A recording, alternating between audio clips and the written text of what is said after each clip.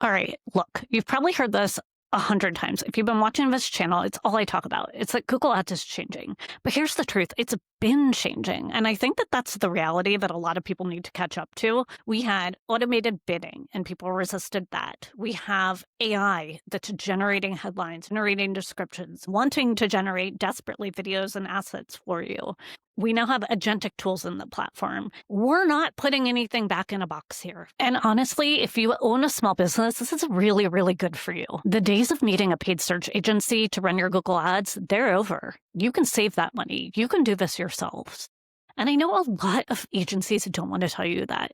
And I think it's because agencies are trying to cope with it themselves. They don't want to admit it. So let's talk about how things have changed. Agencies had value in what they did, in how they organized campaigns, in what keywords they chose. It was all about knowing how to do paid search, how to set up a campaign, how to bid, what bid strategy to choose, how to tweak the settings. But now we have AI that's running so much of that. There is no secret sauce anymore. We all have access to the same information that the agency typically didn't have the time to talk about. And here's another secret. Google Ads, or Google, the platform, has wanted to cut agencies out for forever.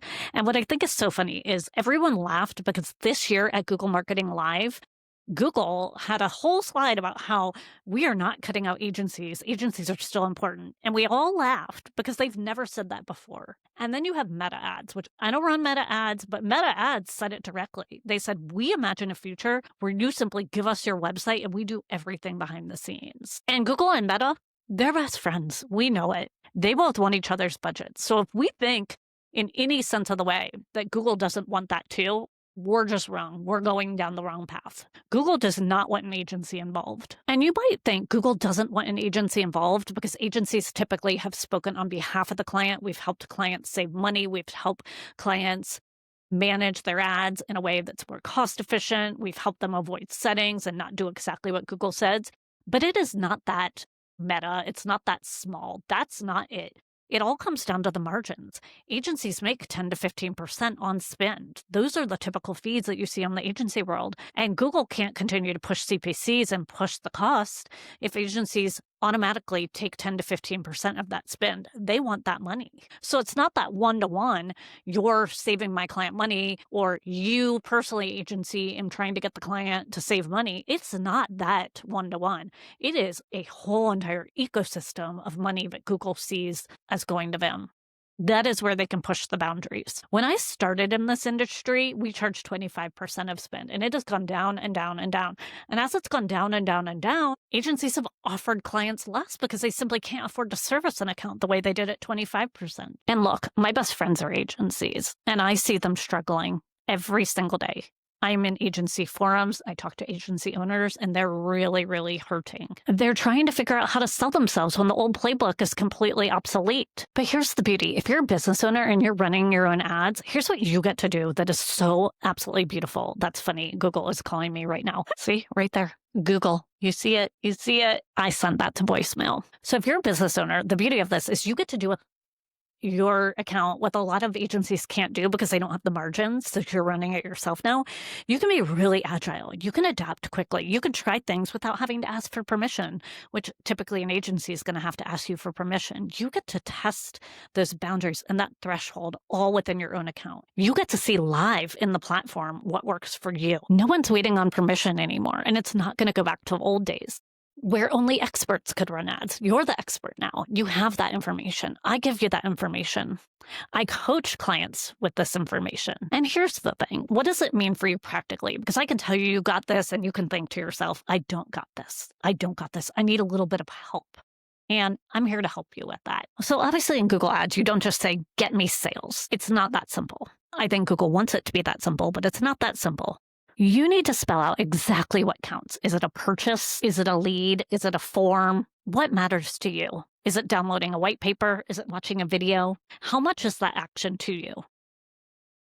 And here's what you need to know. The better the instructions, the better the outcome. Garbage in, garbage out. But seriously, you wouldn't let someone drive a delivery bus with no address, right? Like, here's this package. I get paid when you deliver this package, but I'm not going to give you an address. Very, very similar. And data, yeah, it matters. Make sure your tracking is on point and make sure your product information is up to date.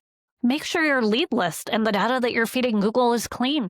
Think of data as your foundation, like the foundation of your house. You want that to be solid. And you want to get that tight from the start so Google doesn't take you down a rabbit hole. You don't want to build a house on top of a shoddy foundation. And when it comes to creative, I encourage you to just try stuff. New images, fresh copy, go ahead and mix it up. There's a saying over in Meta ads, which uses a lot more creative than Google typically because of the social platform, that ugly ads convert. It's a thing.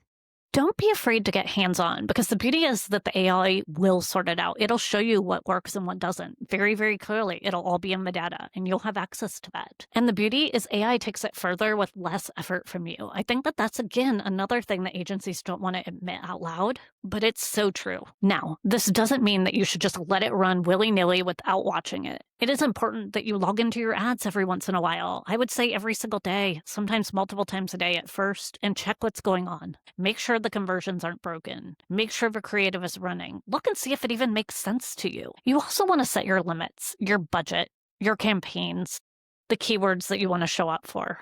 You want to be that guiding force. And then go ahead and ask yourself, what's new? What's surprising? What can I change? What can I improve?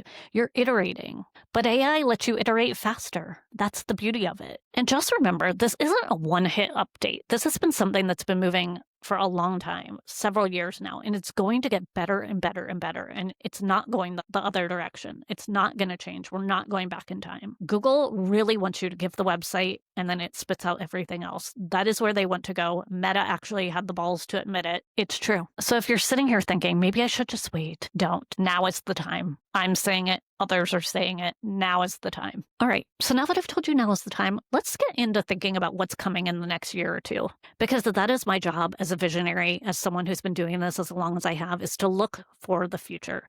Look at what's changing. Read the tea leaves, tell you what's coming so you can be prepared. That is what I do as a consultant. That's what I do for all my coaching clients. So I believe that the future of Google Ads is not about complexity. I believe things are going to become more and more simple. I believe it's now about strategy, data, and creative testing. I believe creative is your absolute 100% lever. The machine is going to do the hard labor, and you need to give it the perfect instructions based on all the information you have. That is what you can control. I also want you to really, really consider each campaign type.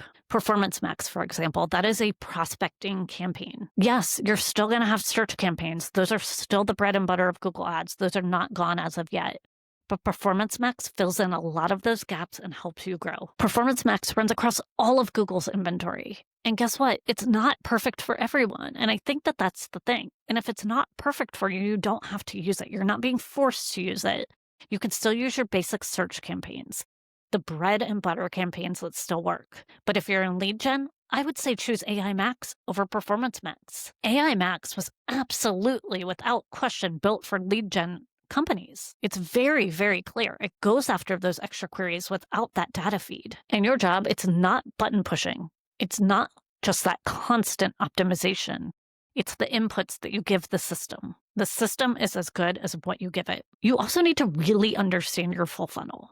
And what that means is when that person first has an interaction with you, what do they do next and next and next before they become a customer? Is it something where they will become a customer once and then continue to shop with you? You need to nurture these relationships and understand the touch points. And understand, do they see you on Instagram and then Google? Do they need more information?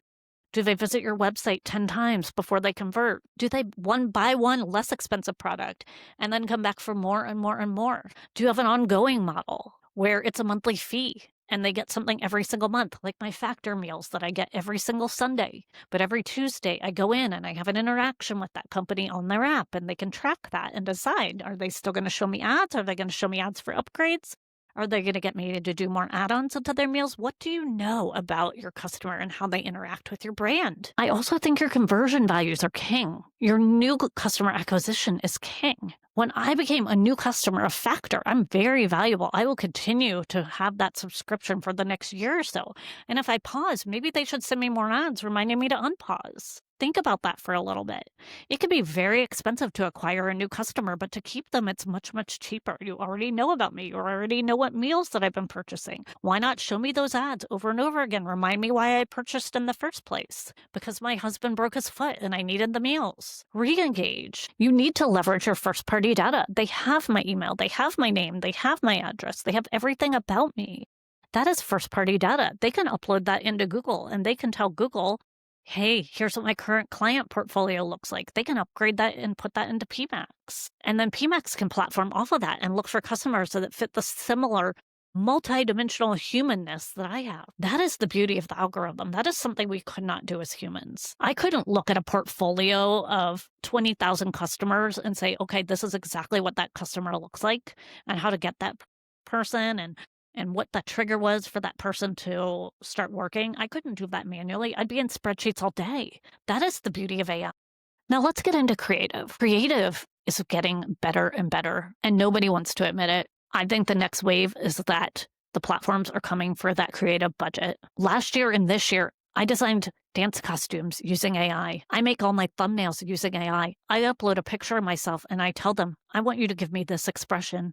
And it looks a lot like me. Maybe a little bit prettier, but you get the drift. I didn't have to pose for every single one of those thumbnails. Now I have multiple thumbnails in different color shirts. Sometimes the shirt that I'm wearing on the video. It is so much better. I used to have another app for that, where I would let the app apply the makeup gently, where I would let the app smooth out my skin. But now I can do that in AI, all with voice to prompt. I literally upload a picture of it I took. I go like this, take a thumbnail, and then I tell AI, can you add light makeup, smooth out my skin, make my hair a little smoother, and give me a shocked look? That is where this is going. It's beautiful. It's amazing. It's a wonderful place to be as a marketer. But in the old days, we had to run out and do a photo shoot for all that. I would have had to do a photo shoot with 20 different expressions. Is it perfect? No. Is it better than it was last year? Absolutely. The bottom line is this. If you are a solopreneur, there could not be a better time to take over your ad account. There couldn't be a better time to get curious about Google Ads. There couldn't be a better time to take over the control of your business and not leave it to someone else who doesn't care about your business. This is a sketchy industry. I expect it to get even sketchier. What's so sad is that PPC gets sketchier and sketchier and the bar gets lower and lower for entry. It's going to have small businesses suffering the most because small businesses are looking at the strategy that prints million, the e-com setup that you need, the this or that you need. And then you're going and you're chasing these prescriptive things and not asking yourself, what does my website look like? What does my offer look like? What does my customer want? What is the creative that I'm serving them? It's just, if you set it up like this, you will win mentality. And that is gone and that is done. But the problem is that is the bulk of the data that's out there and the bulk of the messaging that people believe to still be true today. I follow another subject matter expert on Meta, and he is saying a lot of the same things that I am saying. The Meta advertiser that I follow, and my friend Jill recommended him, his name is John Loomer. He's been in the industry for forever, and he's saying a lot of what I'm saying. Let me read you some of his video titles, just to give you an idea. Embrace your lack of control. The learning phase is just a label. Avoid the bottomless pit of despair. That was one I listened to this morning. It was absolutely phenomenal. He was talking about Reddit and how people will come over there and blame Meta for their failure on Reddit.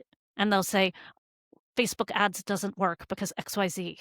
And he talks about how the people that are complaining are discounting everything that they can control and only blaming the platform.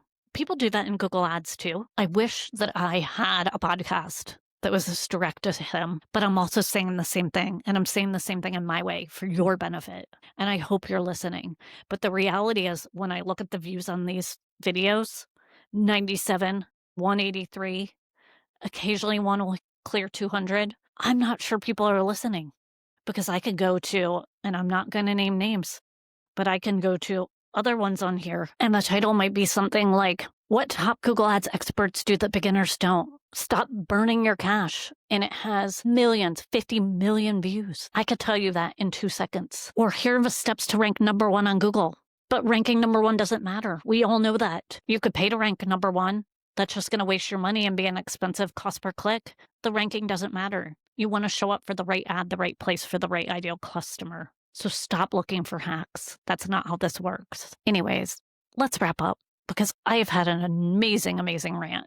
Thank you so much for another episode of the Google Ad Strategy Hub. I look forward to seeing you in the next episode, in the comments, and all over the internet, including LinkedIn. And also, I book one-on-one strategy calls if you need help with all this, or just processing it, or how to set up your strategy so it actually works and you're not drowning in how-tos, setting unrealistic expectations, and no one's talked frankly to you in a long time. That is what I do.